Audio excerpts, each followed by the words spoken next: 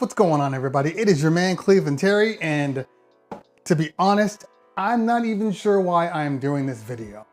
I've had a number of people ask me to compare the Rane One and the Pioneer DDJ 1000 SRT. And the question is, which one is better, / which one would you recommend? Now, in all honesty, they are two different controllers here. It's like somebody asking you to compare the pickup truck with the sedan. They're two different devices, and it's not something you can compare. What I can do is talk about the pros and cons, or the good points and the bad points of both of them, and then let you decide which one comes out on top for you.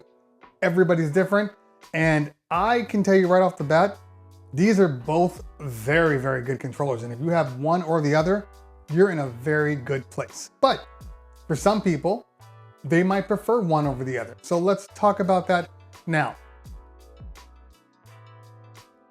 We have a very limited space here, so we're gonna have to make this work, but we'll get it done. We'll get it done. Also, if you want a breakdown of every little detail of both of these controllers, I have reviews on both of them. So let's talk about the biggest elephant in the room here, and that is the lack of 4-channel mixing on the Rane One. That is a big deal to a lot of people. Understandably so.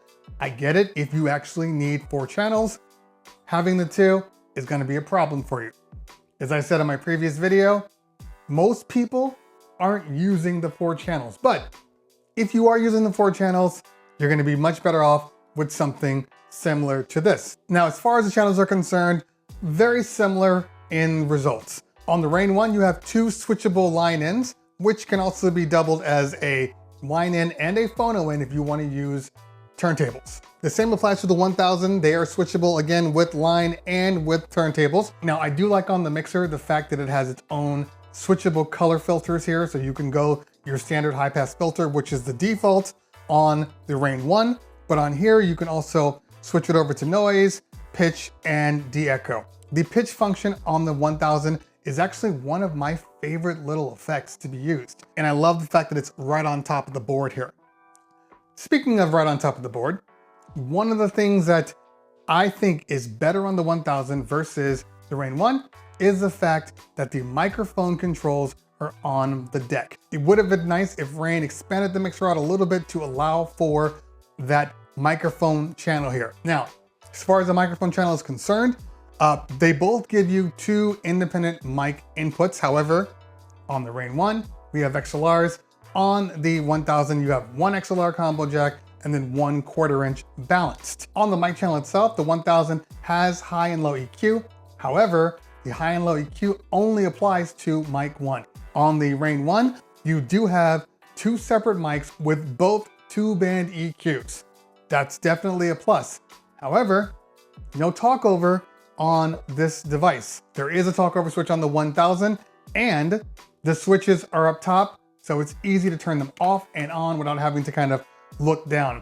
One of my issues with the switch on here is they're almost dip switches and they're harder to get to on the Rane One. The mixer settings in general are far more robust on the 1000, and I'm not even counting the additional 2 channels. I'm just saying in general, it's a more robust system here. Let's drop down real quick and let's talk about the faders. The up faders actually feel very similar, to be honest with you. So if you don't like the up faders on the Rane One because you think they're a little too hard to use, especially if you're a battle DJ, then you're not gonna like the up faders on the 1000. As far as the crossfader is concerned, I'm actually going to say that the Magville fader on the 1000 feels a little better than the Mag 4. However, you cannot adjust the contour of the Magville fader, so definitely have to put a plus on the Mag 4 because you do have far more options. But the smoothness of the Magville fader cannot be denied.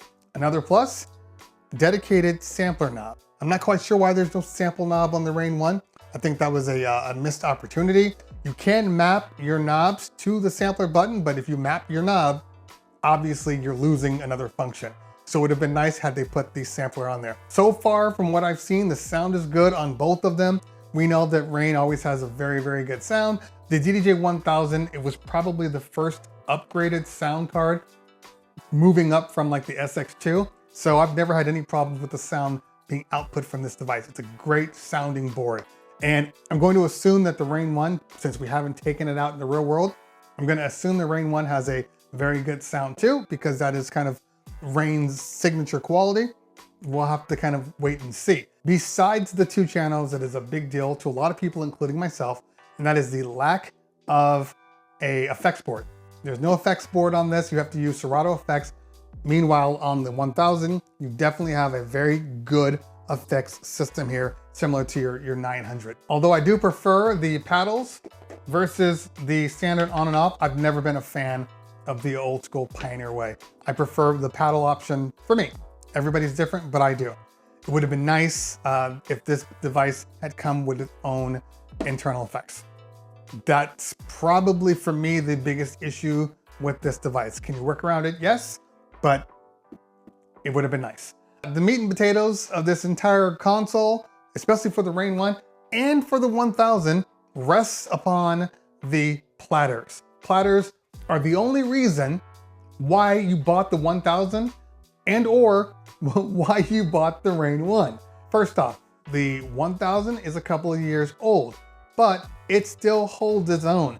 These platters are still my favorite jog wheels for a turntable DJ that they make on the planet. The pressurized plates are closer to that turntable feel that you get when you actually use turntables. I love these things, and I never ever once had a problem with them. They're great. The jog wheels are huge. You get nice surface area, which you can't see here, but the displays are very well laid out.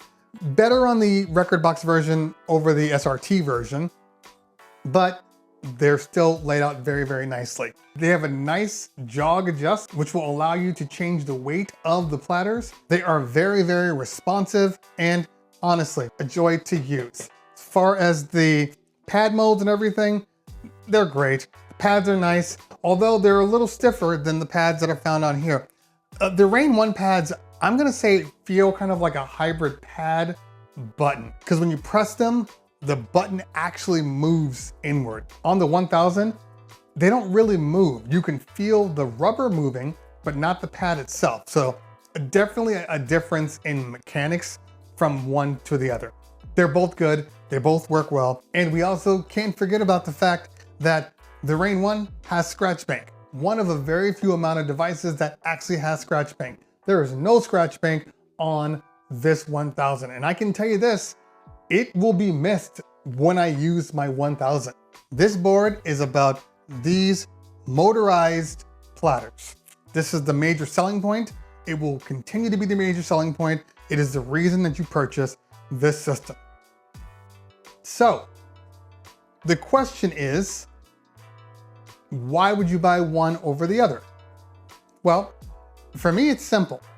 If you are a turntablist and you prefer the feel of vinyl, and you are maybe a Rane 12 guy, this is gonna feel more like home than these ever will.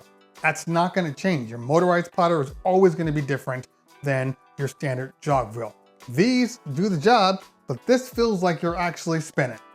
So there's no argument that can be made to whether or not these matter. And they feel very good. If I were saying this is the closest thing to jog wheels come to turntablism, well, this is turntablism.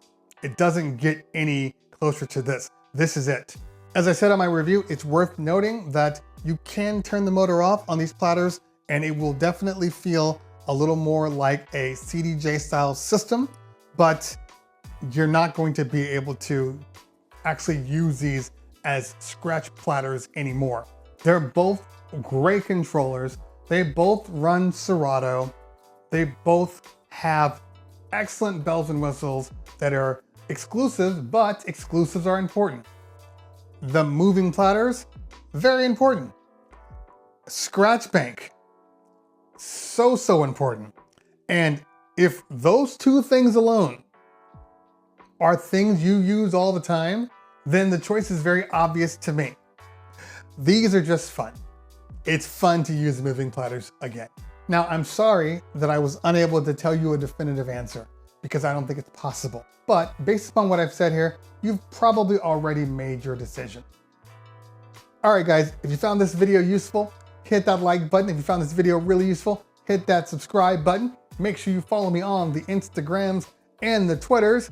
Also, get on my Discord because that's where we're talking about things after the fact, and that's where we get all of the information, like my Wake Up in Cleveland show, which is found only on Twitch. Make sure you follow me.